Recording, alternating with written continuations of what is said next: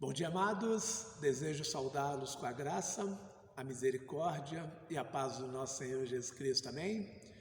Estamos retornando hoje com a meditação nos Salmos, os Salmos da Palavra de Deus. Hoje, em especial, vamos falar do Salmo 93. O Salmo 93 assim nos diz: o Senhor reina, está vestido de majestade. Sim, o Senhor está vestido de majestade e armado de força. O mundo permanece firme e não será abalado. Teu trono permanece desde os tempos antigos. Tu existes desde a eternidade. As águas subiram ao Senhor, as águas rugiram como trovão. As águas levantaram ondas impetuosas. Mais poderoso que o estrondo dos mares, mais poderoso que as ondas que rebentam na praia, mais poderoso que tudo isso é o Senhor nas alturas. Teus preceitos soberanos não podem ser alterados. Teu reino, Senhor, é santo para todo o sempre. O autor do Salmo 93 insiste que, independentemente da instabilidade, do caos e da tragédia, o mundo diante de Deus permanecerá firme e não será abalado. O Salmo trata do poder e da majestade de Deus. E o tema central do Salmo é: o Senhor reina. Esse Salmo anuncia a soberania divina. Mas o que significa o Senhor reina? Em um mundo de pandemia, guerras, desgovernos, fome, violência, imoralidade, pornografia, pedofilia, abusos, impunidade, pânico, depressão, medo, ansiedade e tudo isso e muito mais. Deus reina e ninguém vê? O que nós vamos aprender nesse salmo é que a vida e o mundo deve ser enxergado à luz da majestade, do poder e da justiça do Senhor, que é o Rei que reina soberano.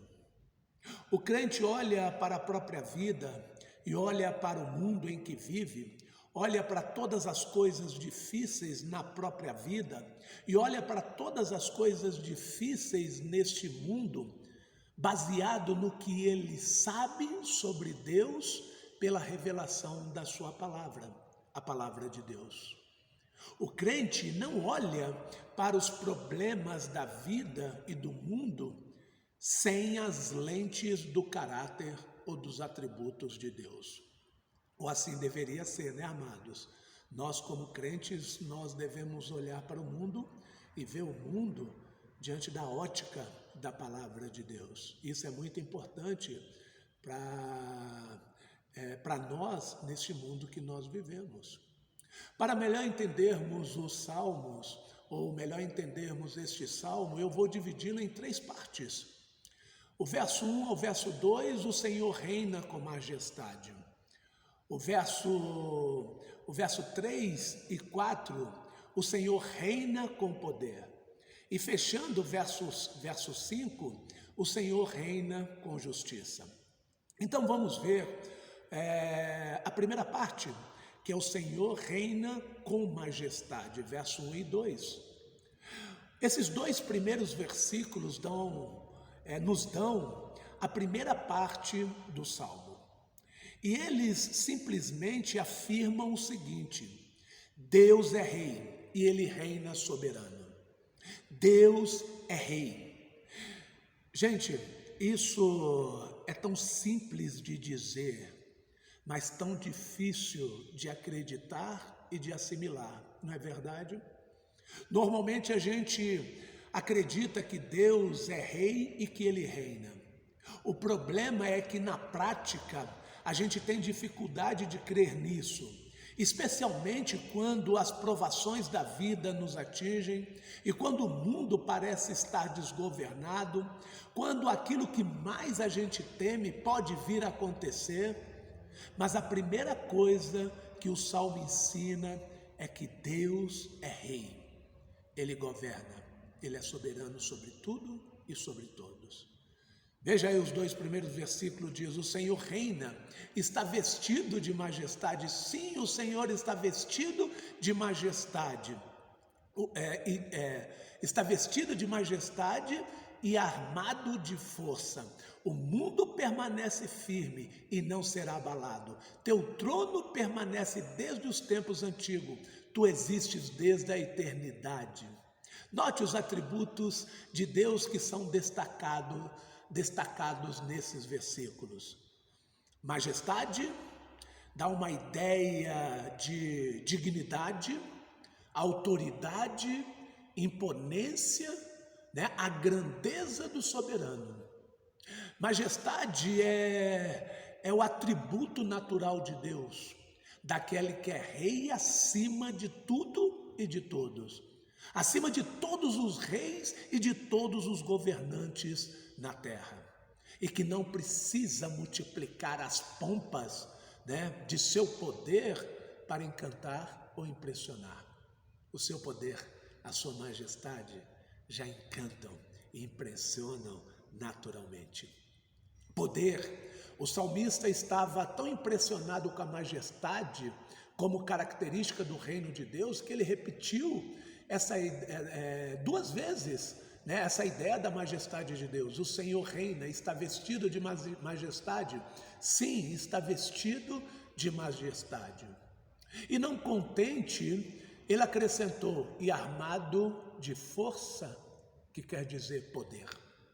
Não é uma mera demonstração de soberania e de força e poder, como muitas vezes tem sido o caso dos governantes humanos.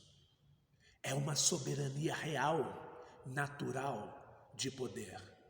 Isso faz parte dos atributos e da característica própria do nosso Deus, o poder. A terceira característica do reinado de Deus, que também é um atributo de Deus, é a imutabilidade. Esse é o termo apropriado para o que o salmista quer dizer com os versos 1 e 2. O mundo permanece firme e não será abalado.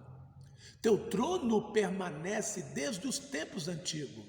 Tu existes desde a eternidade. Apesar das aparências, né, nada é capaz de mover ou muito menos destruir a criação de Deus, senão o próprio Deus. No entanto, a única razão pela qual o mundo é firme é porque o próprio Deus permanece firme ou o próprio Deus permanece imutável. Permanente desde os tempos antigos, desde a eternidade. A natureza muda, os homens mudam, as famílias e as nações mudam. Como diz, né? Tudo passa. Ah, meus amados, mas Deus é imutável. E as características de seu reino também não mudam. Ele governa tão bem hoje como sempre governou e governará para sempre. Mais uma razão, meus amados, para com tudo que nós estamos lidando ou passando nos nossos dias, esse período de eleição que a gente nos leva a ficar assustados e apreensivos. Esquece. O Senhor está no governo, o Senhor está no controle. O nosso Deus, Ele governará tudo como sempre governou e governará para sempre. E o quarto atributo de Deus, mencionado na estrofe de abertura do Salmo 93, é a eternidade de Deus. Essa é uma ideia difícil de colocar em uma única palavra, mas significa que Deus é, que Ele sempre foi e que Ele sempre será. E que Ele é o mesmo em todo lugar ou circunstâncias em seu ser eterno. O Salmo 90, verso 1 e 2 diz: Senhor, Tu tens sido nosso refúgio ao longo das gerações. Antes que os montes nascessem, antes que formasses a terra e o mundo, de eternidade a eternidade, Tu é Deus. O Senhor reina com majestade, poder e força. E Ele é imutável e eterno. Que maravilha, né, amados? O Senhor também, no segunda parte, nos diz que o Senhor reina com poder. Verso 3 e 4 nos diz isso. O verso 3 diz: as águas subiram, ó Senhor, as águas rugiram como trovão, as águas levantaram ondas impetuosas. A agitação das águas na poesia hebraica é símbolo do tumulto humano, da desordem, da confusão, da agitação. Mas quando o tumulto humano é mais forte, ressoa o verso seguinte do Salmo. Olha o que diz o verso 4: mais poderoso que o estrondo dos mares, mais poderoso que as ondas que rebentam na praia, mais poderoso que tudo isso é o Senhor nas alturas. Se os mares revoltos,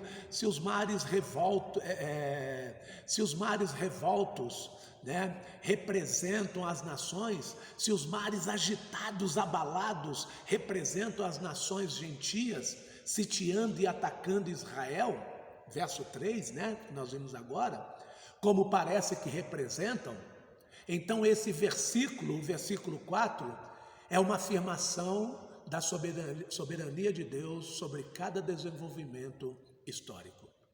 O Senhor reina majestosamente, não apenas sobre o universo, como foi afirmado nos versículos iniciais 1 e 2, mas também reina soberanamente, poderosamente sobre os seres humanos e seus reinos ou governos.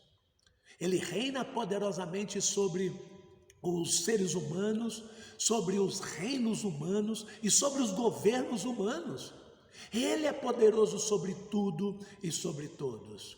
Por mais que o mundo esteja agitado, esteja confuso, toda essa turbulência que nos assustam, lembremos, irmãos, assim como o salmista, o Senhor reina. Ele é poderoso, Ele é majestoso, Ele tem poder. E o salmista encerra com verso 5 dizendo: o Senhor reina com justiça. O Senhor reina com majestade, reina com poder e por fim diz o salmista: o Senhor reina com justiça. Deus é majestoso, verso 1 e 2 diz, poderoso, verso 3 e 4, e justo, o verso 5 assim diz. Teus preceitos soberanos não podem ser alterados. Teu reino, Senhor, é santo para todo o sempre.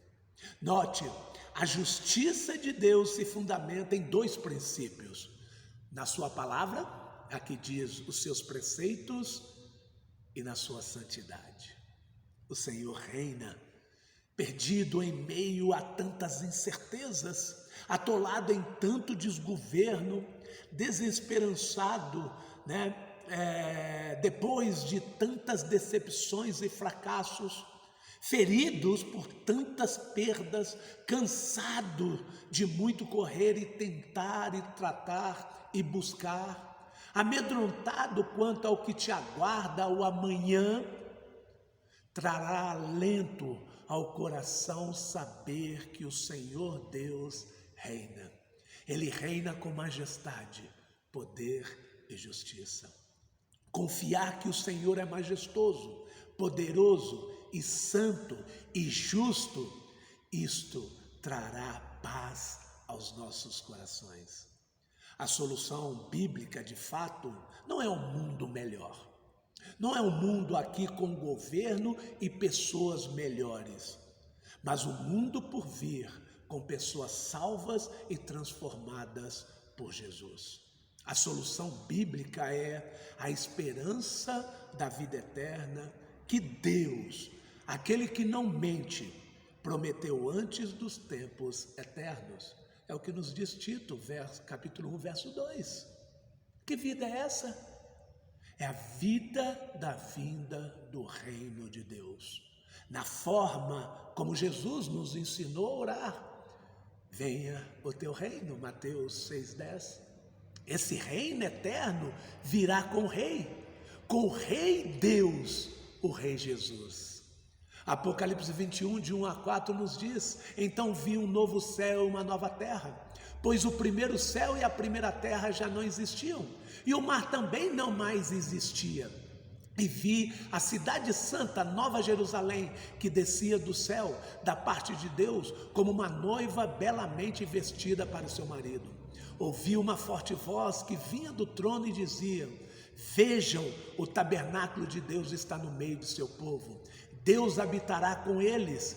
Ele lhes enxugará todos os olhos, toda lágrima, e não haverá mais morte, nem tristeza, nem choro, nem dor. O acesso a esse reino já nos foi aberto e nosso lugar está sendo preparado. Tudo isso pela morte e ressurreição do Cordeiro de Deus que tira o pecado do mundo. O Rei que morreu como Cordeiro, mas ressuscitou vitorioso e subiu ao céu. Voltará para buscar os seus, para que estejam com ele onde ele estiver. É o que nos diz lá em João, capítulo 14, versos de 1 a 4. O Senhor reina, reina majestosamente, poderosamente e com justiça. Dizer que o Senhor reina é dizer que Cristo Jesus reina. Dele é o poder, o reino e a glória para sempre e sempre. Submeta-se a Ele com arrependimento e fé. Essa é a única esperança. Ache nele o perdão, porque em Jesus está o perdão. Tenha nele o seu prazer, não nos prazeres que o mundo pode te oferecer. E o que nós podemos tirar de lições práticas para a nossa vida? A primeira é que nós não devemos depositar nossa esperança nos reinos e governos deste mundo. Nossa esperança não está na política, nossa esperança está em Jesus. Olhe para a vida e o mundo com as lentes da majestade, do poder e da justiça do Rei Jesus. Creia que toda a majestade, todo o poder e toda a justiça divina estão atuando para salvar sua alma e te fazer preservar para a vida eterna no céu, diante do trono do Rei dos Reis, o Rei Jesus. Conheça e encante-se com a majestade, com o poder, com a justiça e a santidade do Rei Jesus. Leia a Bíblia, ore, o Senhor Jesus reina. Não perca isso de vista. Amém, amados? Obrigado, Jesus, por essas verdades tão preciosas que nos anima, que nos fortalece e que nos encoraja para vivermos este mundo de total confusão, de total incerteza, de dúvidas. Nos ajude, ó Pai, a viver essas verdades que o Senhor tem a nos ensinar, principalmente que o Senhor é soberano sobre tudo e sobre todos. Não é o governo humano que vai nos dar paz, não é o governo humano que vai nos dar alegria, mas o Rei dos Reis, o Senhor Jesus Cristo. É isso que nós oramos, e que essa semana e os próximos dias nós possamos viver dentro dessa verdade. É o que oramos em nome de Jesus. Amém.